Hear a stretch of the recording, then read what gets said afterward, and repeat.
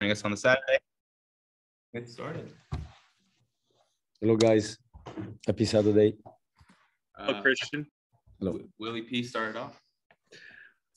Hello, Christian. I hope all is well. I guess from your perspective, how did you guys come out of the game on Thursday, health-wise? And I know that you had a couple of guys missing on Thursday. What are the updates on McKenzie and who else might have missed on Thursday? Yeah, no, they are back. The protocol for them is over. So we have recovered McKenzie. We didn't have many, as you can imagine, it was a quick turnaround. So we didn't have many sessions to be able to work with the boys. 1 day absolute rest for the one that they started and differentiate for the one that they didn't. And so, no, McKenzie's with the group now, is back. In terms of just what makes this match very unique, the fact that it is a similar shape to what you guys saw on Thursday, what are some of the similarities? What are some of the differences in Houston and Austin based on what you had here? Yeah, you're right. There are two teams that they share some similarities. They both they have good players with good structure, good coaches that they organize the team pretty well. I think Austin is a team that generally probably try to play a little bit more, even though I think our boys did a good job here to minimize that. And so we have to try to be as good as we were here with, at least in terms of stopping them play, because I thought that we limited them, especially in the second half, to the main weapons that they have. And although the result was not what we would have liked, but we felt that the game was within our reach. You mentioned in your presser after the game, urgency in the final third. When you're having a situation where you have a quick turnaround like this, is it better to get back on the pitch right away for that? And just how difficult is that to practice when you're not trying to go full bore with the quick turnaround that you guys have? Ideally, you want always a little bit more time to work and prepare, but at the same time is good to go onto the pitch and to face the next opponent. It's both ways. The ideal scenario is to prepare a little bit more in detailed on the pitch so that we can really put right certain things. Also because I've not been, in this position as head coach for long. So we are still, getting to know certain principle of play a little bit different to what the boys have been used. And so that might take a little bit of time. And lastly, for me, the top three of Carol, Camille, and Andre, it was really the first time you got to see them together under your tutelage. What were your impressions of them? And again, just how do you go about trying to figure out how to get the most out of them? Yeah, I mean, that there are no secrets about that. They need to play more together, but there is also competition. We have got on the squad, we have Jordi Reina, we have McKenzie, as you mentioned before, we have Kerwin Vargas, we have Dani Rio. So we have a number of players that can do the job, and they will be under competition. But to get the best out of them is to get to know each other more and more. I thought that defensively they were pretty good in the way they were pressing the ball and stopping Austin to try to play the game that they used to. So coming out with the ball under control from the back. Up front, we could have done better with crossing and attacking the box. But this is something that will become better and better with time. Thank you, Christian. You're welcome. All right, Sam. Thank you. Thank you, Coach. So first, I want to zoom out a little bit. We're halfway through the season. What are your impressions of the team so far? And what do we have to do going forward to be a playoff team? What we have to do, Sam, we have to win as many games as possible and to take each game by itself, So we know that we need to win a number of games and we want to be in a position to do so. it's not easy because this is the crucial part of the season where the big teams start to become stronger traditionally, and they start to, to march on because they see the playoff incentive in front of them. So even big teams that they start sometimes because they are in different competitions and they are maybe renewing the roster, start in a mixed way. When it comes to this part of the season, they tend to be pretty strong and pretty ruthless. And we have a number of those in our conference as well as in the other conference. Just going back to the last game, we shouldn't forget that we played against the team that sits second in the table in the West.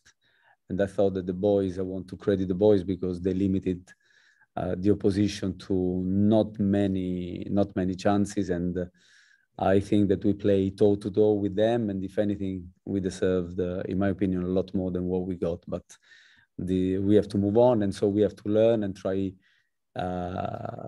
to win as many games as possible in order to go as far as possible. And then we will see where we are in a few games. And, more both relevant for tomorrow night and for, the season going forward, to build off Will's question, looking back at the passing network and sort of what was going on with the front three Thursday night, it seemed like the perennial challenge of Carroll being able to get touches still exists. And, there were a couple other things that maybe could have gone better. Camille could have, some of his crosses could have gone on heads instead of to the goal. How do you work to get those three to work together? Because as you said, you have to win games. That's the end of story right there. Yeah. You can't win games unless you get goals. How do you get that front three working the way you want to so that we can become a more dynamic scoring team and get those wins? Yeah, what we are trying to do here is not just to make those three working together. I believe that we believe as a group that we start defending. We ask the strikers to start defending, as well as we ask our defenders to start building the play.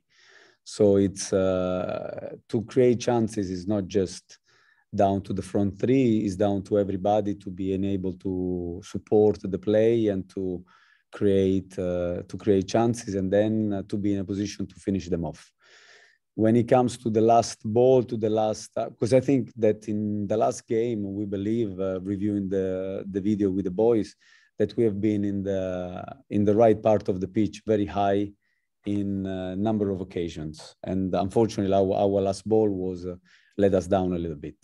But that will, again, with training, with keeping working on specific situations. But before you have to go into a situation, and I think that the boys did a good job of that, because to arrive to the last third so many times and to deliver the ball, it requires a kind of job before. It doesn't happen by chance. The position doesn't let you get there because they like you. You have to earn the right to go there, and then obviously the last part is the most important or equally important, and we need to improve that.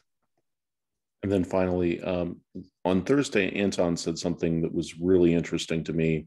He talked about his experience with Atlanta and how, they came to this center of the season one season and they found the momentum that they really needed to, everything just clicked, and they got this momentum that carried them through a winning streak and into the playoffs. Is obviously it's hard to catch lightning in a bottle, but is there a way that you set the foundation for something like that to happen?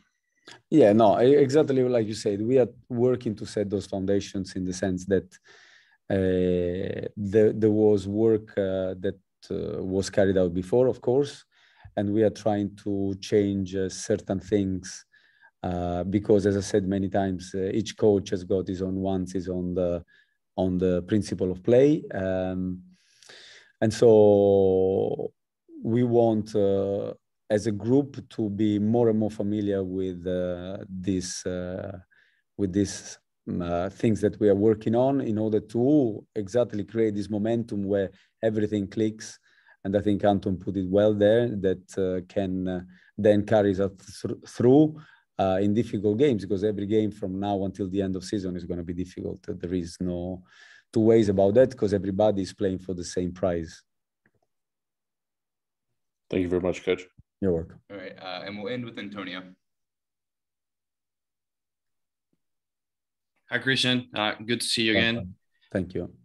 Just curious to know, during games, when you decide it's a good time to apply high pressure on certain teams? It depends on the moment. It depends on the shape. It depends on